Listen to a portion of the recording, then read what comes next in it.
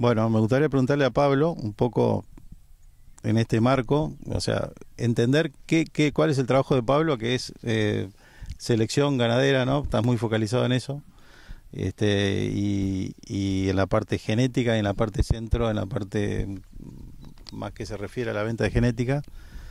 Este, si tenés en cuenta todo esto que hablamos, y sobre todo lo que habló María, al momento de seleccionar genética, porque nosotros en el Coraje por ahí vemos, se ve un poco que vos trabajás mucho en cosas que por ahí no se vende un animal, y cuando venimos acá entendemos el por qué se hacen esas cosas.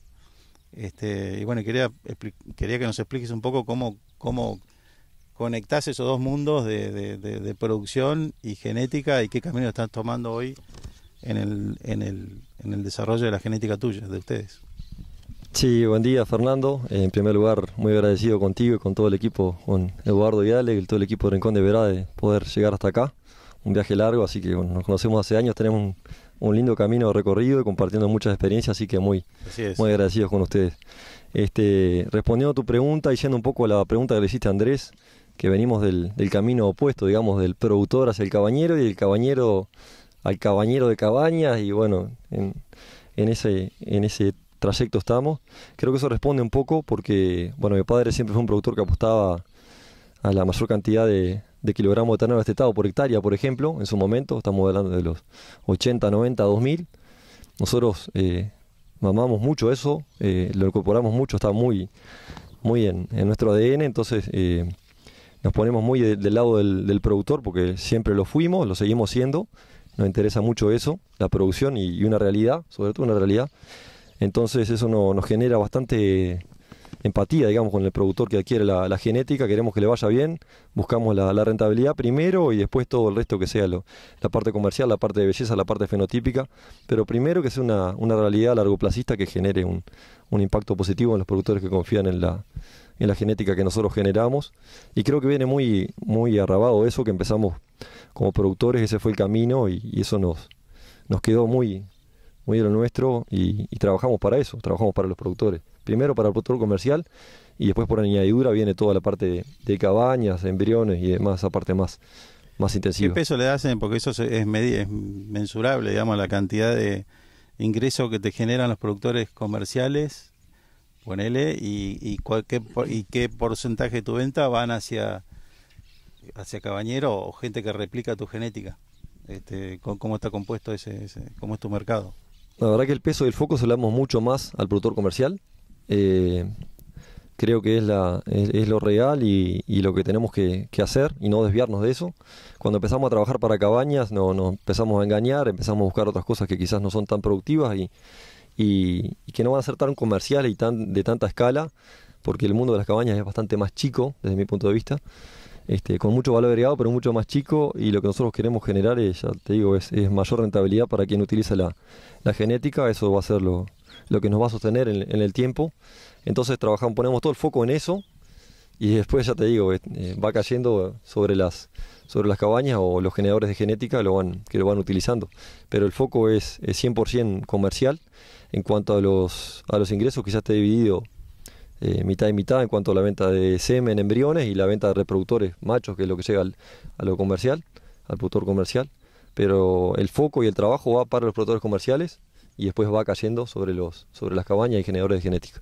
Sí, a pesar de que uno viene acá y ve unas vacas como la que estamos viendo atrás, que irían en cualquier exposición, en cualquier lado, y son buenísimas las vacas, se aplica sobre ellas una tecnología de alto desarrollo, como es in vitro, y ahora desarrollaron su propio laboratorio in vitro, que no hablamos mucho del tema, pero está. Y por otro lado ves un rodeo comercial, que hoy no lo mostramos, pero la verdad que es espectacular, los terneros que ves a campo y toda esa parte comercial. Y entonces, cuando yo vengo, por lo menos es mi visión, porque por ahí me puedes corregir después, es como que venimos y vemos un lote de donantes espectaculares, pero que el respaldo es que sus hijos, su producción, lo ves en un rodeo comercial acá. Entonces, como la unión de dos mundos muy interesante, que por ahí no en todos lados se da, ¿no? Esa dualidad de vacas buenísimas, tecnología de avanzada, y por otro lado un rodeo productivo que produce a campo terneros pesados con servicio estacionado, con descarte de vacías, todo ese tipo de cosas que cualquier cabaña necesita, ¿no? ¿Cómo manejan ese AA y si está bien la visión que te estoy dando?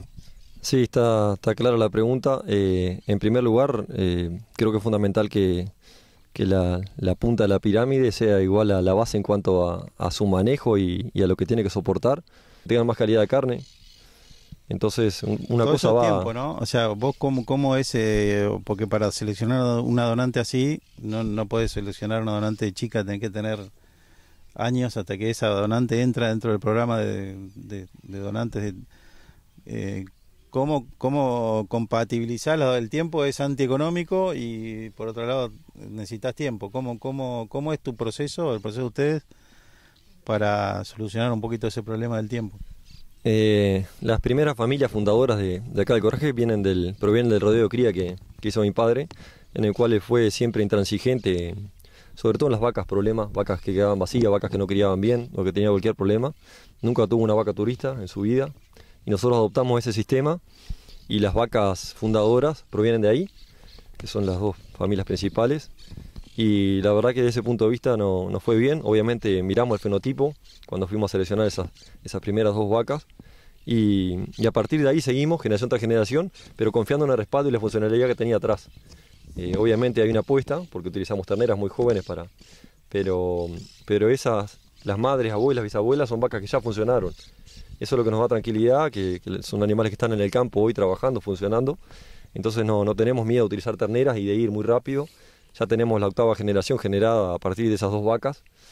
Entonces, en 15 años hicimos 8 generaciones, creo que está sea que bueno. La genealogía es fundamental dentro de lo que uno La genealogía es fundamental, cada vez son menos familias y se van abriendo, pero siempre sobre animales conocidos y sobre todo funcionales. Conocidos. Exactamente. Nuestra idea de consistencia también es generar generaciones y antepasados similares entre sí, en cuanto a lo funcional, en cuanto a lo fenotípico, y eso nos da consistencia, nos da respaldo y sobre todo tranquilidad y un camino un poco menos sinuoso que nos pasa cuando apostamos a genética externa o que no conocemos utilizamos un toro sin conocer sus antepasados, por ahí generan problemas que no los vemos inmediatamente, los vemos después y bueno, eso nos tranca bastante la velocidad, ¿no?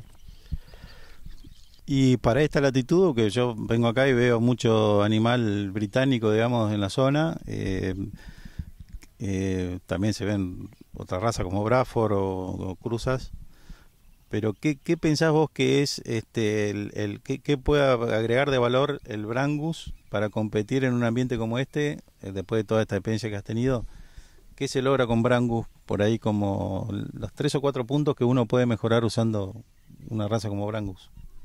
Bueno, lo primero que se ve cuando utilizás Brangus en estas latitudes sobre vacas británicas, que sea Angus, Jerez, Folcareta, es la aterosis, lo primero que ves, y lo instantáneo es el peso de destete, que la verdad que mejora como un mínimo un 10% del peso de destete, eso es rápido y ha sido la llave del crecimiento de venta de toros. Eso es como consistente, tenés un ternero más pesado al destete sobre una vaca Angus. Exactamente. ¿Cuántos kilos más podés? Mínimo un 10%. 10%, 20 kilos. Sí, mínimo. Eso nos ha ayudado mucho en la venta de reproductores.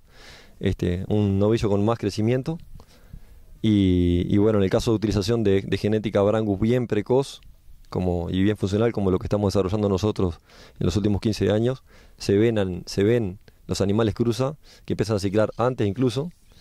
Esto digamos es un poco contrastante con la raza británica, que son muy buenas en ese sentido obviamente, pero la aterosis también ayuda a esto. Entonces con menos alimentación o recría, menos exigente, el animal empieza a ciclar antes. Sin necesidad de hacer 15 meses ni irse a esos extremos, sino que simplemente con menos alimentación, recría, llega fácilmente a 2 años a campo natural, o bueno, hace 18 meses con muy poco pastura, llegan sin problema las vaquillonas. Eso se ve en la aterosis. Y después los productores que ya hace años que utilizan genética Brangus, que partieron de razas británicas, como son la mayoría de nuestros clientes, algunos evalúan seguir con Brangus 100%, otros les está gustando un poco más el Ultra Black, que es en un intermedio, les gusta el primer producto y quieren quedarse ahí, y ahí es donde entra este tipo de toros, o simplemente un Brangus un poco más británico.